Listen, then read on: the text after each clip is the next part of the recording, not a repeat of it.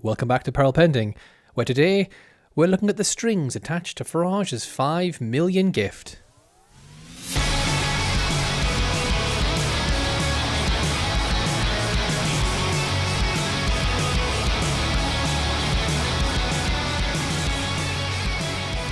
Yes, it has not been a good week for Farage now, has it? First he loses Makerfield and goes into hiding again.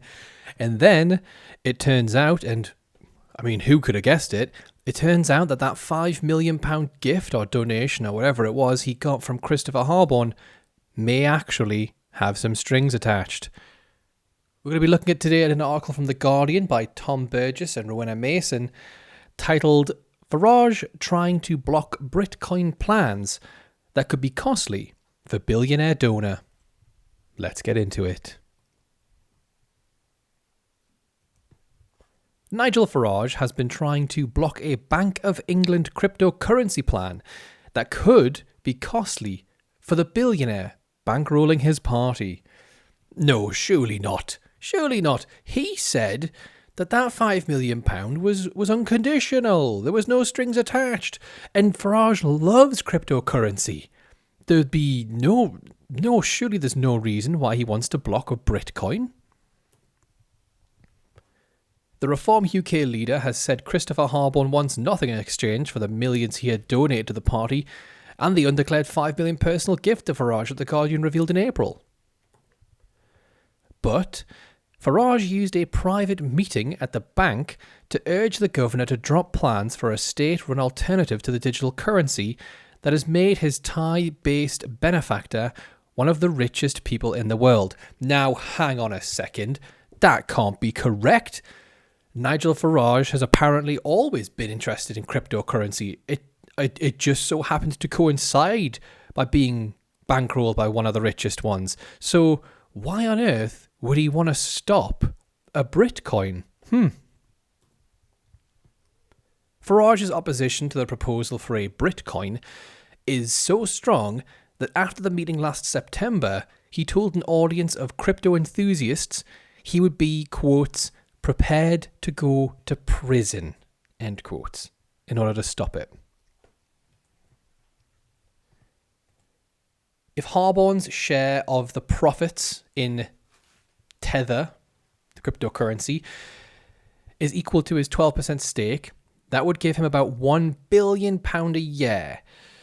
But those profits could fall, however, if the bank's governor, Andrew Bailey, proceeds with the Bitcoin plan, which would cut demand for stablecoins such as Tether, according to a submission to the central bank by an industry body that represents the company. So, just to sum things up, Christopher Harborne is set to potentially lose a lot of money if Bitcoin goes ahead. Farage, who is always definitely really, really honest, believe me, been into cryptocurrency, just now happens to not like this particular cryptocurrency, but not because it would make his biggest benefactor a little less rich. It's because of, well, we'll get to the ridiculous reason in a second. Farage told October's Zebu Live event in London he regarded the bank's plans for a digital pound with total and utter horror. Buddy, come on, you're laying it on a little thick there, my guy. Total and utter horror? Jesus. Could this give more pick-me energy? Like his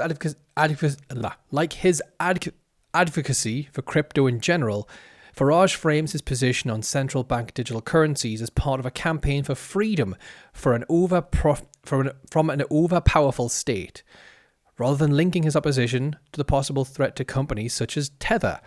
He claims to be concerned that Bitcoin would rely on a digital ID system. Some critics have made this claim, but the bank has said this would be the case.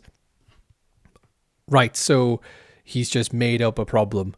And the bank has said, no, we're not going to do that. And I guess because he literally has nothing else other than to say, well, I don't want you to do this because basically my boss is going to lose some money, he's just sticking with it. Honestly, Farage, try harder, man. The Guardian sent the main points of this article to Reform and Harborne. Harborne's lawyers said they contained a number of unsupported insinuations, hallucinations, and conspiracy theories bearing no basis in reality, but did not give detailed responses, adding Mr. Harborne will not comment on fantasy. Someone sounds scared. Mr. Harborne, you sound scared. Is little Farage not going to get into number 10 anymore? Uh-oh. A Reform spokesperson said, "This is utter rubbish. Nigel's only focus is on saving the country." Nigel has never focused on saving the country. The only policy that he's ever been able to get over the line was Brexit, and that continues to damage this country to today. But in his opposition to Britcoin, Farage's position appears to be closely aligned with Tether's, and that's the truth. I mean, do let me know what you think down below, but I gotta say, it couldn't be more obvious. I mean, it was obvious before this came out, but a crypto billionaire has given Farage lots of money. Then the Bank of England comes out and says, we're going to create our own cryptocurrency. Harborne gets spooked because he's not going to be able to be as much of a billionaire as he already is. So he just taps on Farage's shoulder. Hey, remember that 5 million I gave you? Remember that 9 million I gave you? Remember that 15 million I gave you? Well, it's time to pay up. I need you to kill this Bitcoin because I'm already a billionaire. I already have more money than I'll ever need in my life, but I want more because I'm a greedy cunt. So get it sorted. And Farage, like the good little lapdog, is trying his best, all while trying to say, no. That's just a coincidence. It's just coincidental that my boss, that my paymaster would benefit from this being taken out of the equation. I care about the British people. I really, really do. Yeah, honestly. I mean, I've never proven that. I've only ever proven to have to be self-interested. But on this occasion, trust me, it's just a coincidence. Honestly. Farage, honestly, pal, you're a little pathetic.